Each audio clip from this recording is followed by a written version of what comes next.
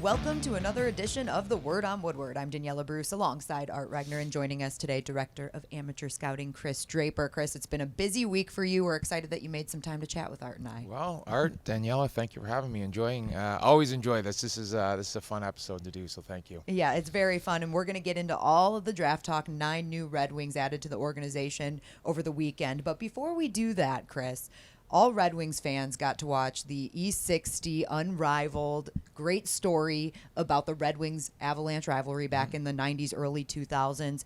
It was incredible, but we got to get your reaction because obviously you're one of the main characters in that story. Yeah, unfortunately I am. Yeah, kind of the way. Yeah, it might be the main character. You know what? I thought ESPN did a terrific job, and I think the interesting thing for me was obviously I knew, our side of it, how we obviously all, perceived it and watched it and explained it and kind of lived it. But it was interesting to hear, the Colorado Avalanche talk about it because we've never really, heard from that side. But I thought it was great. I thought, everyone that was interviewed handled it, really well, spoke well, and you could really tell, of how passionate, both sides, were about the rivalry, and you could kind of still feel a little of that in how the interviews went. So I thought they did a great job. I enjoyed it. I was able to watch it with my family. I think probably the one tough part was, obviously, the hit, the injury, John Morton talking about it, and, my 14-year-old daughter was there, and she's kind of knows about it, but I think, seeing that was a lot at the time. But, it was something that we all enjoyed watching, and honestly, like just brought back obviously some tough memories. For me, the hardest part was watching Vladdy. That was something that was very emotional and very tough to watch. Just an incredible teammate, incredible friend, and that was obviously very emotional to watch Vladdy. It was great to see his daughter on it. I thought she did a fantastic job. So that was really special and really nice. But overall, I think they captured, both sides. And I think, in something like that, it's obviously hard to do. But, for 25 years later, it was enjoyable, and it really caught, the emotions, the hatred, and probably on top of everything, how great both teams were. They always say bygones be bygones, but it just seems that maybe because it was such a deep division and you each knew whomever won that series for the most part, that, was probably going to end up being the eventual Stanley Cup champion. No disrespect towards the Eastern Conference, but do you think someday maybe, can you put it in the past? Because quite frankly, I have not. But but seriously, is that something as the years, do you mellow about it, or do you still get fired up? I honestly, and I've said this before, I wouldn't change anything. If something like that, if the hit had to happen or whatever it was, and then we go on to win, Stanley Cups in 97, 98, and 02, sign me up for that program again. Like, in all honesty, it was, we had gone through, some tough times as a team, not being able to win, not being able to get over the top. Obviously, with that, we ended up making the big trade for Brendan Shanahan, and he obviously brought, a lot to our team on and off the ice. But, I am over it. I don't think about it. It didn't change the way I was going to play the game. It didn't change, anything of how I was going to live my life. And, so that's it. But I think, the thing is, it was, it was a time back then where, it was a different game. And obviously, even to this day, things happen fast. And, the hit was the hit. I think everyone saw it. It was, it was a dirty hit. He caught me, from behind. And probably in the end, I was pretty fortunate. You talk about the injuries that I had, but, that's how I look at it. There's a chance that it could have been worse, and it wasn't. And, so I'm good with it. Everything kind of played out pretty good for the Detroit Red Wing organization after that. How about it coming out the day after or the day of Colorado winning the Stanley Cup this year? It's got to be day of. Yeah, I remember. Day of. So was it is that still hard for you to see? They deserve it. They're a phenomenal hockey team. Yeah. Phenomenal hockey team. But do you still have that, I Wish it wasn't Colorado. You know what? I mean, Joe Sakic, what a first class, obviously hockey player, and he was just awarded on the weekend, obviously GM of the year, and deservedly so. He's assembled an incredible, hockey team, and it's it's a fun team to watch. Tough to say, but a fun team to watch, and like you just said, deservedly so that they're the Stanley Cup champions. But kind of ironic that the day that it came out that Colorado wins the Stanley Cup. So the hockey guys probably had a little smile that day, that's for sure. But the 2002 Western Conference Final, I don't think I'll ever see better hockey than that. I mean, that was just two teams really, really going at it. When Forsberg scores the goal in the 5th game and going out to Colorado for the 6th game, and then the Patrick Waugh Statue of Liberty, and then Darren McCarty, of all people, who had a hex over Waugh, especially in the playoffs. I mean, and then blowing him out in Game 7. I mean, that to me is it will not get any better from my perspective as a fan or broadcaster. How was it to play in that series particularly? Because you teams were, when you talk about high-end hockey, I don't think, as I said, I know I'm being redundant here, it doesn't get better. Yeah, I mean, that was obviously an incredible series, and I don't think anyone scripted Game 7 the way that it was going to go. I remember, walking, getting back into the locker room after the first period, and I believe we were up 4-0 after the first, and we're all kind of like looking around like, did that just happen? And then we knew, obviously with the talent that they had, we had to keep going. It turned out to be, an incredible night for our team and certainly our fans. And, Joe Louis was absolutely electric that entire night. And, like you said, I think back then when you look at how the West was, it was Colorado, Detroit, obviously Dallas. You had some, 3 powerful, teams at the time that, I think they kind of felt if you're able to win the West, you're going to put yourself in a real good situation to win the Stanley Cup. You had New Jersey on the other side that obviously had a heck of a team as well. But that, that obviously put that much more emphasis and that much more importance on winning the Western Conference. But, that game was pretty special. I mean, you look at it, we obviously all know 0-2. That was our Hall of Fame team, the players that we had on that team, absolutely incredible. But on the other side, you look at what Colorado had as well. And, so I think it was, at the time in 2002, it was unreal. You're seeing some of the best players that the game had to offer for a 7-game series. And like I said, we couldn't have scripted it any better for us that night. We're on our way to building another great team here in Detroit, and that happens a lot through the draft, Kris. And we just finished the 2022 NHL draft. Like I mentioned, you added 9 new prospects to the Red Wings prospect pool. The 8th overall pick, Marco Kasper, the center out of Rogla. Everybody had all of these predictions on where you guys were going to go with that pick. A lot of people were saying it was going to be a center. It did end up being that center. Was Marco Kasper always your guy? Tell us about him. I mean, the draft is so unpredictable. We have to sit there and be patient that 7 names are going to come off the board. But, very excited to add Marco to our prospect pool and our organization. I was able to see him play, a lot this year. Getting over to Rogla, obviously I saw him at the World Juniors, which was only a 2-game tournament, unfortunately, but then at the World Championships as well over in Finland. The way he plays the game, he just does everything the right way. He's a character kid. He's a very good skater, very strong, very responsible. We believe there's more offense to come with Marco. Talking to the Rogla organization, the Abbott brothers, absolutely couldn't say enough about this kid. And it's just the consistency of how he plays the game is something that really stands out.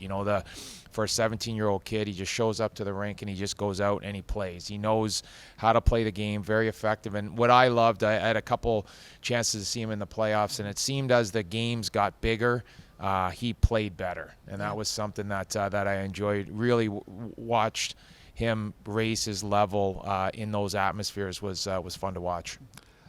Will he play in the World Junior Tournament? He was unsure about that. Have you guys decided yet? You know what? I don't know which way he's gone on that. We'll obviously, talk to him and we have him all week here, obviously, with our development camp and see where he's at with that. That'll probably come down to a decision, talking, to Stevie and probably to Marco, and they'll make a decision what they feel is best for him and his development going forward. Kris, could you kind of elaborate on what the Swedish Hockey League is? I don't know if Marco, since he's Austrian, fits the bill. Is that it seems that it's kind of a tiered system. Like Frölunda has almost a high school team and a college team, just to put it in North American terms, and then the big club. Yep. Is that so? If that's the case, it seems like Marco, because he had 6 points in 13 playoff games and started to come on, because offense is the question mark. It's not whether he's going to be a player in the league. It's how much can he offensively produce. But it appears that next year in Rogla, he will get more ice time. He'll get more opportunities. Is there kind of a pecking order that maybe we here in North America don't understand how the Swedish Hockey League works? Absolutely. I mean, obviously the SHL is their highest division. It's very good hockey, very competitive, very skilled. And then after that, you have a J20 and a J18 program. And, sometimes there's prospects that will play in all three of those. They're eligible to play J18, also J20, and will get called up and play into the SHL. So they can kind of come up and down. With Marco, for the most part, he was up in the SHL, playing there. But, it is. And Lucas Raymond went through the same thing. Simon Edmondson went through the same thing. It's, they're loyal to their older players, and I think the younger players really have to find a way. They have to be patient.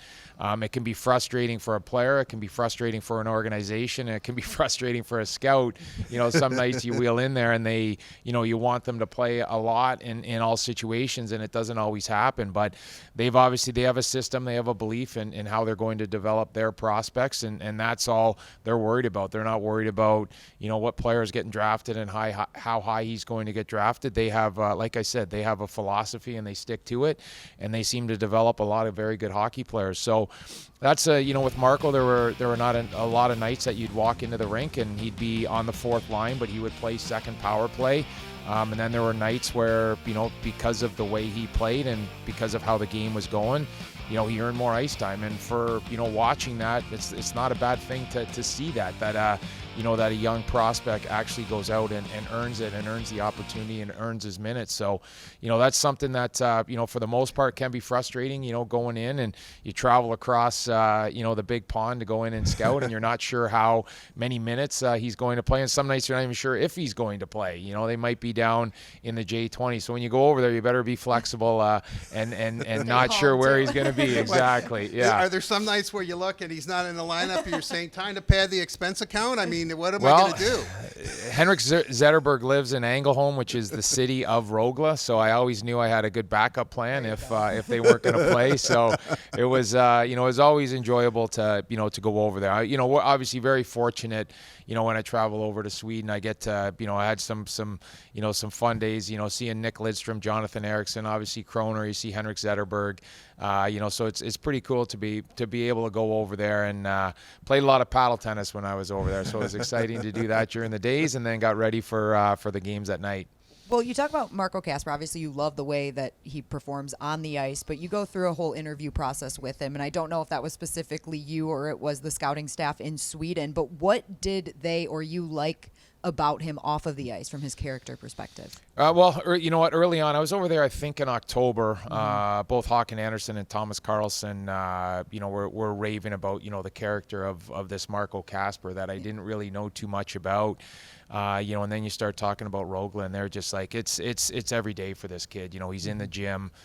He just enjoys, everything about being a hockey player. And I think at an early age, he really understands the importance of, the off-ice training and everything that it is going to take to get to the next level, to get to the NHL, to be a successful NHL player. So just very mature beyond his years. And I mentioned it at the draft.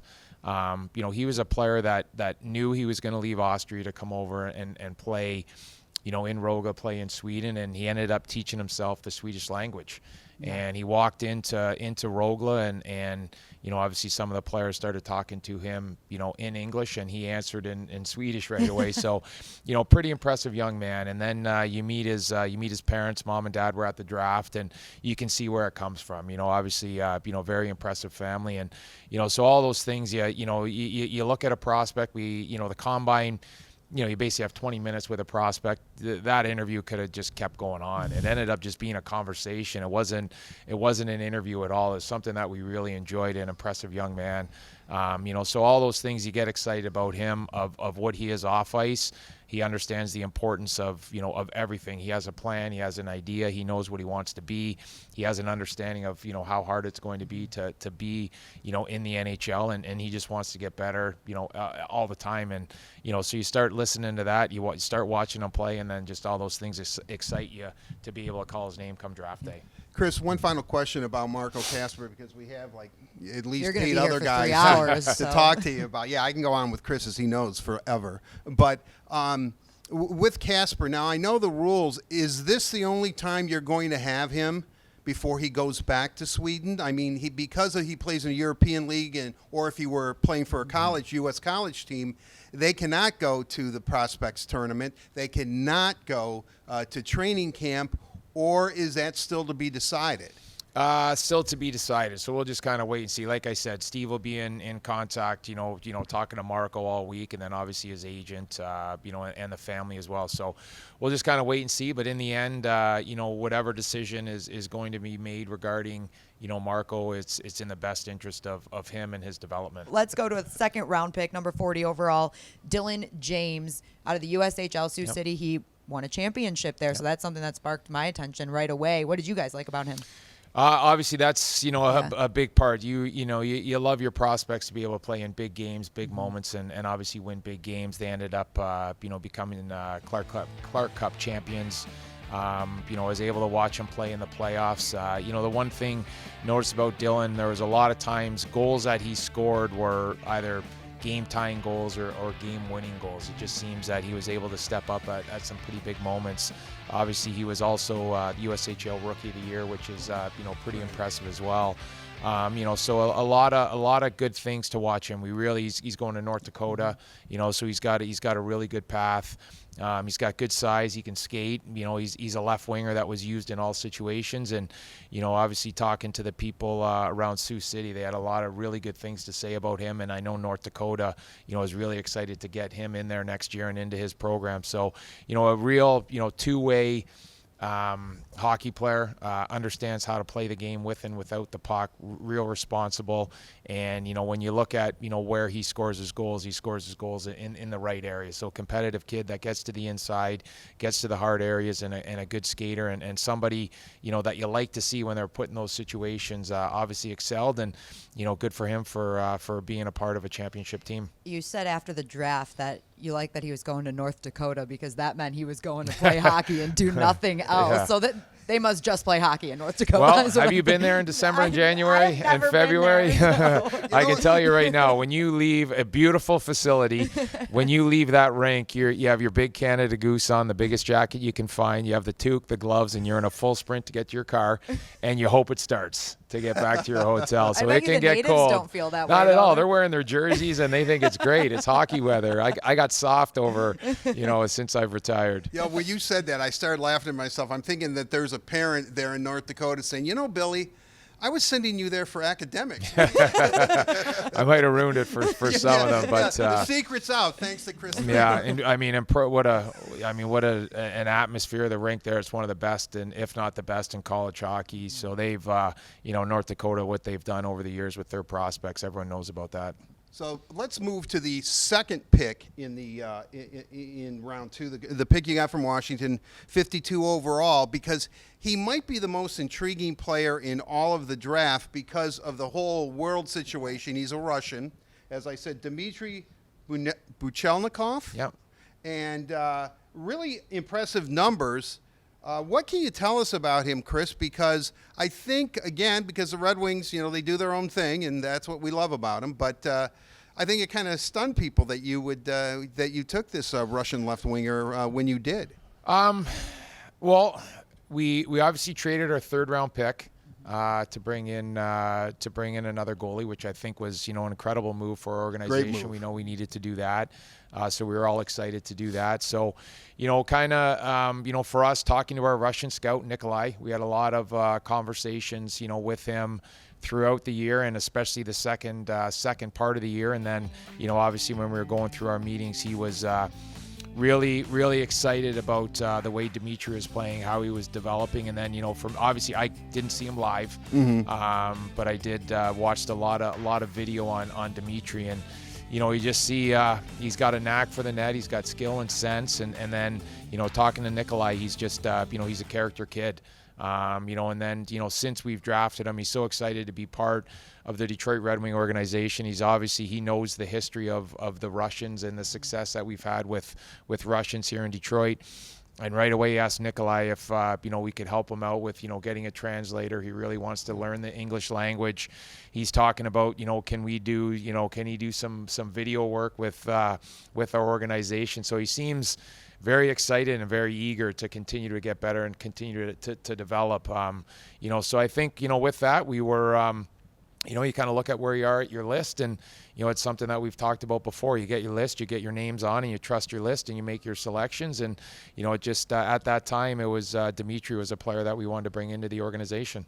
And at this time, he probably is going to stay in Russia for next season and all of that. But do you have a timeline for him? Have you guys talked about that at all? Because it's got to be tough not being able to see him in person, get to know him, on trying to get him over here. Yeah, you know what? We'll just honestly, we'll just wait and see and be patient. Yeah. I know Sean's reached out, to him, and for the most part, Nikolai's been talking. So we'll kind of we'll figure that out as we kind of go along here in the summer and how it goes. Obviously, he's in a good program over in Russia, playing in SKA.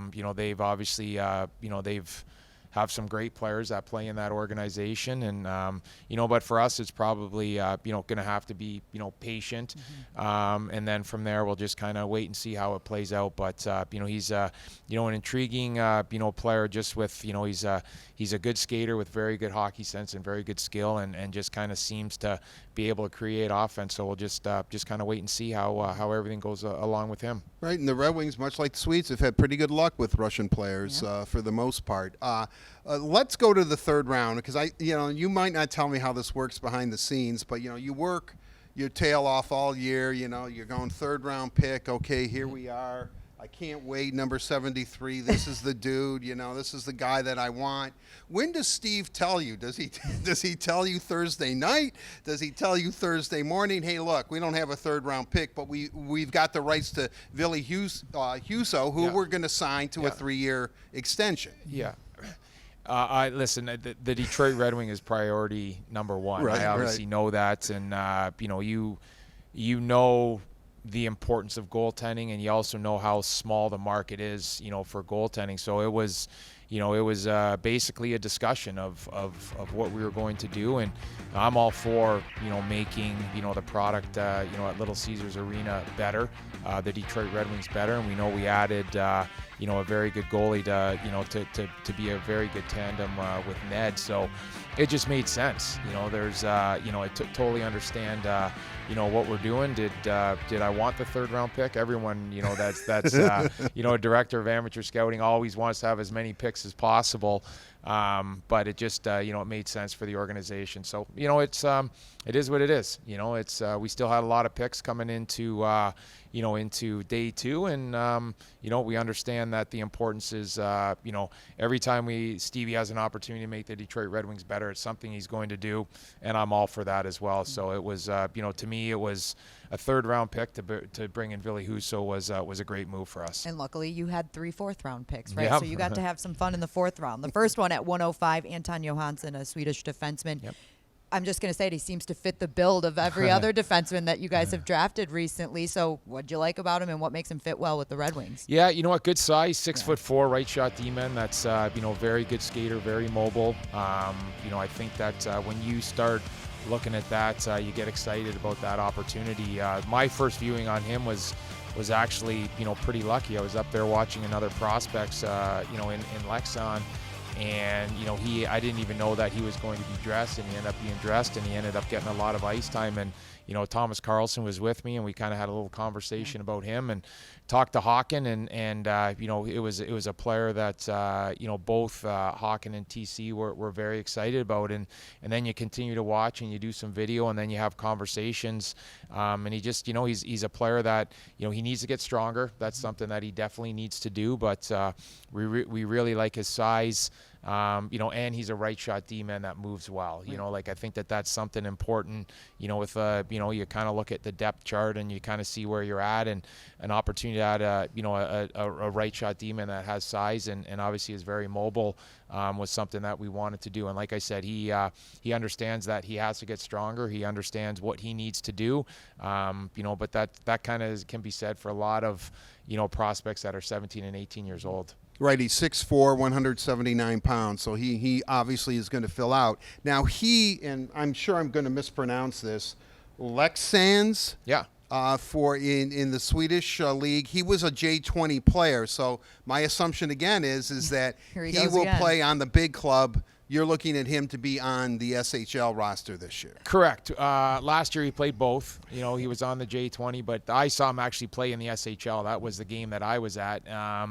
And Jesse Wallen actually saw him play J20 as well. So, so it's like I see you kind of wheel, into Sweden, and you're not quite sure what level they're going to play in. You have to obviously be ready and flexible to make sure. But, he's, talking to Hawken, he feels and Lexon feels that, he's going to have an opportunity, to get more games up in the SHL. But for the most part, even if he does play, J20 for the entire year and goes out and plays, 20, 24 minutes, whatever it might be, we're okay with that as well. Right. He's on the ice, he's developing, he's playing big minutes and big roles. So, that's something, that we're okay with. Would we, we'll be excited when he does get called up and he does get opportunity. But for the most part, we just want our prospects to play and play a lot. And looking at the other 2 fourth-round picks, and okay, if I butcher this, please correct me. Okay. Amadeus Lombardi? Yeah. Oh, yeah, Amadeus. I mean, I knew it. Rock me, Amadeus. I mean, I knew you were going to love that Mozart, name. too. Mozart. I mean, and Marco Kasper's got to be, from Austria's got to be a big Mozart We have fan. to shout out Max Boltman real quick, because he told me when I said that name that you were going to say, "Oh, Mozart." He literally called that statement out of your mouth. No art being predictable? No. Okay, well, anyway, you got Lombardi. But in a good way. And then Maximilian Kilpinen, so a Swedish left winger. 2 good names. Yeah. Great. Is that why seriously, Red Savage was when we talked to you about Red Savage, I was like, okay, excellent name. Yeah. You have like 10 great first names. You might even have to put their first names Part on of the character. jerseys. Yeah, right. Yeah, great name, great character. We haven't talked about him yet, but they've also drafted an Ali. So I mean, gosh. Yeah. Tnias too. We'll get to him. We'll get to him, but I'm just listing all the great names. Okay, yes. but anyway, Yeah. back to the 2 fourth-rounders and Amadeus Lombardi and Maximilian Kilpinen. What'd you like about them? Why were they a good fit? Yeah. Well, first off, both centers, which is something that as we've kind of said it before, looking at the depth of our organization, something that we really wanted to continue to add on. We needed to get some pieces. We needed to get some centermen. Amadeus Lombardi just played north of us in Flint. He was a player that had an opportunity to see play a lot. And the one thing, really from the start of the season to the end of the season, it was amazing how his role grew. He just started earning, more ice time, started earning the trust of the coach. Their coach is a former American Hockey League coach. And for him, for a 17-year-old kid to 18-year-old kid to come in and earn, more ice time is something that you love to see. And then come playoff time, he was a player that, just wouldn't go away. The way that he played, he's very tenacious. He's a good skater. He's always on the puck. He knows how to play on the right side of the puck. And like I said, it comes back to, playing come playoff time. That's when you want to see these prospects really play their best hockey. And, Amadeus was able to do that. And then Maximilian Kilpinen, he was hurt the first half of the season, which obviously kind of limit the opportunity to play for, some Swedish national teams. Both Hawken and TC, obviously saw him play, quite a bit. He's got good size. He's a good skater, and, he has good hockey sense as well. So, you start looking as you kind of get, down into, the mid to later rounds, a lot of those boxes, both these prospects checked for us. When you're describing Amadeus, I'm thinking to myself, wow, he kind of sounds like a Kris Draper type of player. I hope he's better. Well, how about face-offs? I mean, are you going to be out there teaching these guys how to take face-offs since you drafted, 4 centers? Yeah, we'll probably, over, this week, probably, have some talks with those guys on the importance of face-offs. But will you physically be out on the ice? I don't know. I don't know yet. Yeah, we'll see. Yeah, I can't make any promises. Just like I don't know where Marco's going to play. I don't know if I'm going to be out on the ice. So,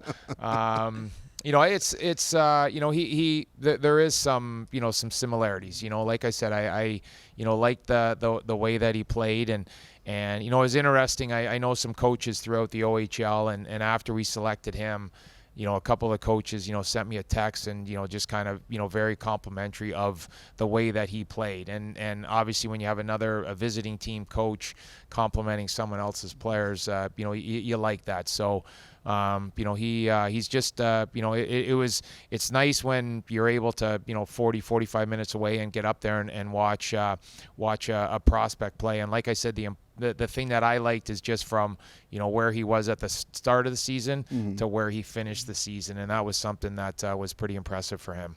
All right, Tnias Mathurin, defenseman, OHL. What makes him have some Red Wing DNA? What is it about him? Big kid, very athletic.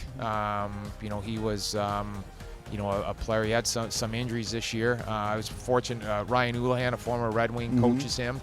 And then actually their strength coach up there was my strength coach my entire NHL career. So we had some, obviously some insight to that. But he's mobile. He's got a very good stick. He understands, how to defend. He does it the right way. He's a big kid that can really get up and down the ice. And he's a defensive defenseman. His puck skills are get the puck, move the puck, and be very efficient that way. But we really like his size. Tnias has a chance to be a big, strong, mobile defender, and those are the things that you like. Very responsible and plays top PK minutes and plays against the other team's top 2 lines and that was something that stood out for us. Danielle, you may not be aware of this, but Kris Draper was a workout fiend when he was a player. I mean, he was constantly working out. Not as bad as Chelly. You never rode the exercise bike in the sauna, did you? Yeah, he brought that to me. Oh, did he? Yeah. So then I liked it so much, I built a sauna in my house with a bike. So really? Oh, yeah. Still do it? Still do it, yeah. Oh, my gosh. Try to, I mean, today I already had it. I had it done this morning before I came down here, and it's. I thank Chelly for that. Yeah, love it. I mean, I can remember when it was when he first did it. Everybody, the chatter in the room is that we're going to walk in one day, he's going to be passed out on the floor. I mean, you never got lightheaded Chelly's or got anything. Sparta blood. He's. So it's, at first we're all kind of like, everyone's like, what are you doing? It's sauna from one extreme to the cold tub, and just basically said, give it a try one day. And I did. And I was like, I like this. So I have a TV in my sauna, and, there's time, during the playoffs, first period, sit in there and ride the bike and watch NHL playoff hockey. It's a perfect night. Wow. Yep. Crazy. Yep. I'm not going to give it a try. I'm just going to say that right now. Actually, it's kind of sounds, if you can withstand it, pretty refreshing, I would imagine. Unreal. It's got to really, like, you're just, all those toxins are just flushed right out of your body. What are you implying, Art? Hey, what are you implying over there? All right. More about me than you. Okay. All right. Oh, man. Okay, round 7. We've got Moving 2 more on. draft picks to cover. Hopefully you tell them all that they should start riding their saunas. Or riding their saunas. Make sure you have a Getting their bikes to the sauna. I think it's the TV's the key. You need the TV. Absolutely. I agree. Yeah.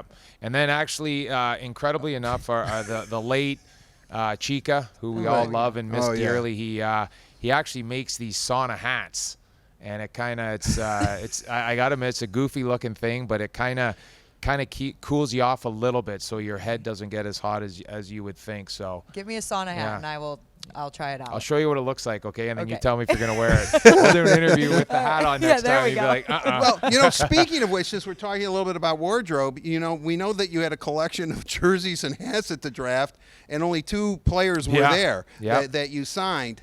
Oh, so you were gonna Are you giving Say these? who it was. Are you giving these kids? Oh yeah. It's theirs. They've earned it.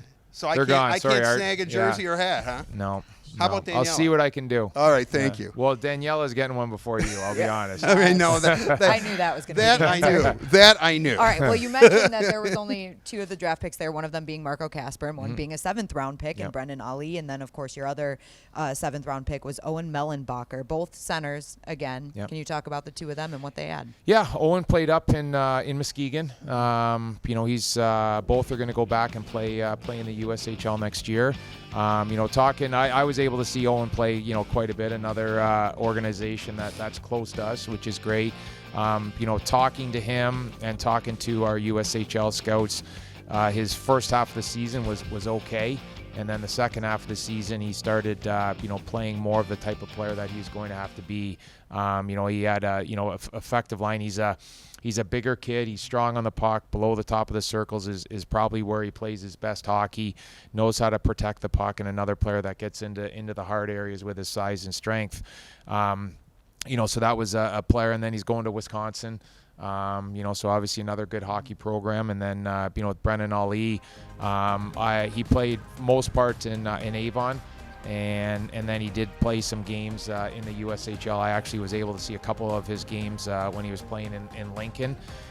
He's going to go back, play a year in Lincoln, then he's off to Notre Dame. So, two prospects, 2 centermen, and obviously going to two real good programs that, we like, the development path. They're going to play another year of junior. They're not in a rush. They understand, where they have to go before they move on. And I think it's something, that's important. And, got a text from Notre Dame. They're very excited about, Brennan and what he can bring. Good skater.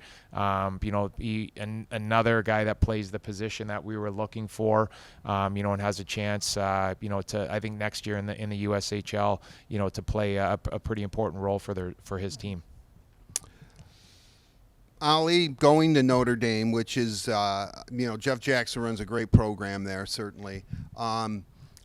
It seems that he could be one of those diamonds in the rough. I mean, when he was picked, I started scouring, and everyone was saying about this guy that, whoa, that maybe people forgot about him or something, that he should have gone before the 7th round. I mean, is that a fair assessment? Do you think that this could be a really good find for? Not that the other. Hey, I hope all these guys make it. Trust me, but I'm kind of curious about that. Were you surprised that he was there? We can say yes, we were, but like, it just comes back. You just don't know what other teams are thinking and what the industry, is thinking. In the end, Brendan was on our list, and both Brendan and Owen, we were excited to pick, and he's just we're not quite sure. It's you never know, but when you sit there and you have 2 7ths, and you look at it and you look at their paths of how both these guys, the opportunities that they have to continue to develop, is something that means a lot to us. We can be patient with them. Another year in the USHL, the opportunity to go into school, and we'll see. Hopefully they continue to develop in 3 or 4 years. We just like a lot of these prospects, we're excited for what they can be. All right, just one more question from me. This is how we'll wrap it up. Development camp taking place at Little Caesars Arena this week. There hasn't been a development camp since 2019. From your perspective, what are the benefits of having all of these prospects here in one place and kind of watching them play and teaching them a few things? You know what? It's been great. Some of these players that that I had selected, this is really the first opportunity that I've had to meet them, which is obviously unheard of. But we had a dinner last night with the prospects. Stevie spoke, Dan Cleary spoke, and really what we want to do is give them information. Just on everything, on basically, from off ice, for, game preparation, the importance of that, to get ready not only for games, but for practices, the importance of the gym, something that, we're really big on. I think our sports science department's incredible. sauna bike rides with the goofy hat on. The goofy hat and the TV on, of course. With the TV and a cold tub real close. And then from there, Lisa McDowell, our nutritionist, will be there, every single day, and the importance of, eating right and when to eat and how to eat properly. We're getting education as well, just being around this. But then just on the ice, it's we have our skills coach. Dwayne Blaze is obviously there doing some stuff. Benny Simon's around, the coach in Grand Rapids, and then all of us. Just it's great. And the one thing, and it's actually been, it was only last night and today, but it's pretty cool to see the interaction that these players want to have, not only amongst themselves, but the opportunity, to talk to Stevie has got to be something that, is probably a little intimidating, but, it's amazing. He just wants the same. He wants what's best for all our prospects. Sean Horkoff, Dan Cleary, Nicholas Cronwall's in town. If I'm a defenseman, I'm going right up to Kroner and just, you wouldn't be able to shake me. I'd want to take everything I could from Kroner. Yuri Fisher's around. So it's incredible to have, all levels of players. We all kind of found different ways, to make it. Stevie being, one of the greatest players of all time. To Dan Cleary, that was a first-round pick. And then all of a sudden he came to the Detroit Red Wings as a walk-on and had a tryout and goes on, to win a Stanley Cup in a huge part. You look at Nicholas Cronwall, who spent a couple more years in Sweden and developed and got a little bit bigger and stronger, and then came over here and started the American Hockey League. And you look at the career that he had. So, Stevie encouraged all these prospects to if you get an opportunity, talk to someone, ask questions, don't be shy. We're all in this together. And then on the medical side, obviously with our, our training staff there, if there's anything, that they need, if there's any questions that they need, so for starting from last night all the way through to Thursday, we want to give these prospects as much information and education as possible that we can, and from there just create relationships with these guys. And we know, Dan Cleary does an incredible job with our prospects, the player development. Obviously I'm biased, but with him and Kroner, to me the best in the league with the way these guys do it. And I'm lucky to be able to draft a player, be excited of what they are, and then basically grab, this prospect and hand them off to Clears and Kroner, knowing that, the education, the information, and them being challenged, probably game in and weekly and monthly is something that, is going to make these prospects better.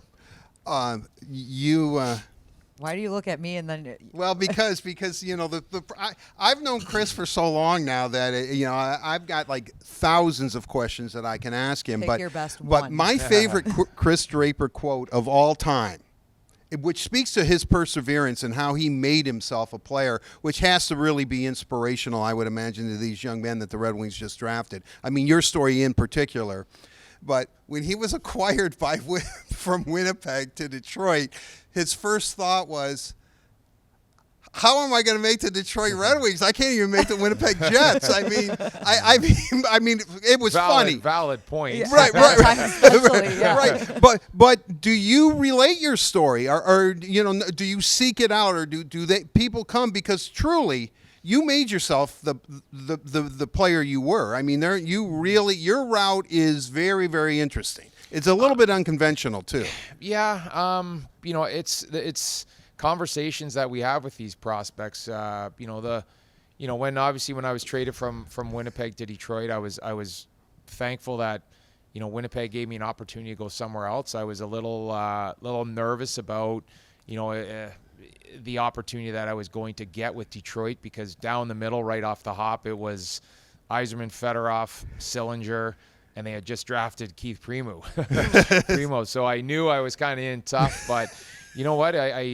For me, a big part of making the team was off ice and conditioning, and I just I created the mindset that no one was going to outwork me off ice. I could control that. I couldn't control what was going on ice, and I was always going to be ready if I ever got an opportunity. And it was funny, we were talking the other night about guys were asking about how getting called up to Detroit, and it was a pretty funny story. I was I was playing for Adirondack. We were playing in Hamilton, which is about an hour from my house. I had a ton of family and friends that came to the game, and I had myself a game. I had a hat trick. I was obviously very excited with the way that I played. Came out after the game, saw my mom and dad and family and everything and friends, and I see, Ken Holland and Scotty Bowman. I'm like, whoa, like, I'm glad that they were here to watch this. This is pretty good. So my dad had known Scotty from previous relationships, and I'm sitting there talking to my dad, and Scotty's walking over. I'm kind of getting pretty nervous. Probably still get nervous if he walked into to this right now. And he came up and he's, said, "Hi, Mike, how are you?" And they kind of start talking a little bit. And Scotty's like, "Kris, good game." And I'm just waiting for him to say something on, congrats on the hat trick or something like this. And Scotty looked at me and basically said, he goes, "Face-offs." He goes, "Do you know how many face-offs you won tonight?" I'm kind of like sitting there thinking, I'm like, I scored 3 goals. Like, I know I don't know how many faceoffs I won. They didn't track that back in 1993. And right off the you won 19 of 21 faceoffs tonight. Can you do that in the NHL for the Detroit Red Wings? I was like, yes, I can. Like this. And he's like, I'll see you in 2 weeks. And Scotty all of a sudden walks away.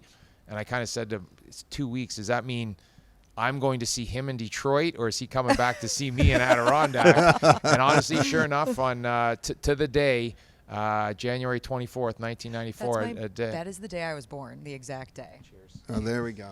And that was the day that I got called up to the Detroit Red Wings and never looked back. So it's amazing how you just, I tell these prospects, you never know who's watching, and you never know what they're looking for. And, obviously it was something that, ended up being a huge part of, me being a Detroit Red Wing and staying in the NHL. I'm breaking it down. 4 centers, 3 left wings, 2 defensemen, and a goaltender that obviously you acquired, who's a veteran player.